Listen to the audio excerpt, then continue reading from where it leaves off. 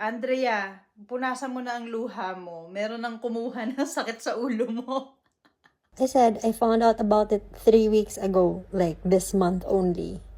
Okay, may nagsumbong sa akin. Since public figure sila, kunin lang natin yung pwede nating matutunan. A case study para matuto tayo. O, di ba nga, sabi ko na nga, always have a backup plan. Okay naman dito kay Ellen. Kaya naman niya yan. Although, syempre, malungkot, mahirap, kasi syempre may anak sila eh, di ba? Well, akala mo naman involved ako. I think she'll be okay. Kasi stable naman siya. Hindi niya kailangan ng lalaki. Tsaka matalino naman siya eh. 'Di ba? Una pa lang, ramdaman na niya eh. Parang may something tong dalawang to.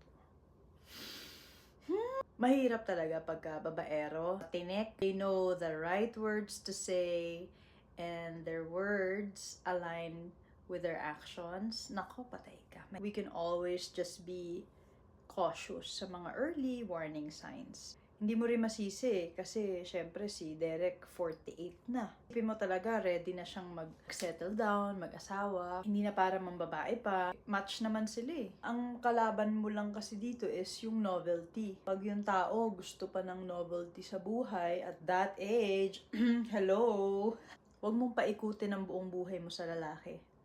Kahit mag-asawa na kayo. Kasi hindi mo makokontrol ang ihip ng hangin eh. Pag nagbago yung ihip ng hangin. Diba nga may kasabihan nga, huwag kang magtitiwala sa kapwa mo tao. Si San Pedro nga eh, may laok yung manok.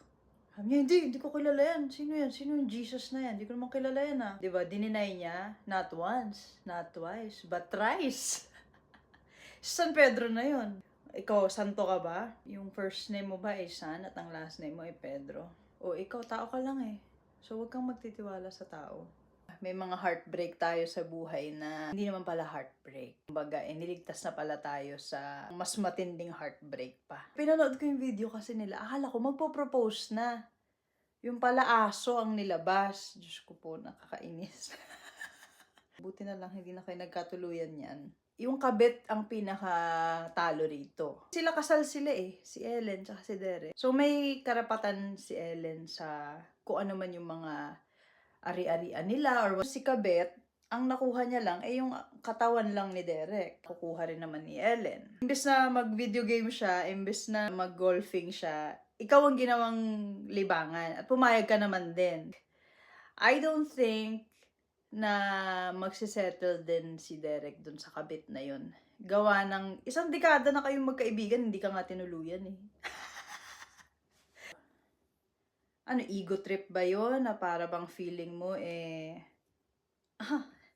Ellen Adarna ka ha, nakuha ko yung asawa mo. Nakuha ko yung asawa mo ng patago at saka nakuha ko siya ng hindi siya nagko-commit sa akin. At saka nakuha ko siya ng tinraidor kita. Nanalo ka ba talaga? Kahit sinong babae kan gawin yun eh. Ilan taon na ba silang mag-asawa? Hindi ko rin alam eh. Hindi ko naman alam eh. Dumaan lang sa algorithm ko to eh. Mag-ingat tayo. Mag-ingat tayo sa mga babaero. And yung mga heartbreaks natin, minsan we dodge a bullet.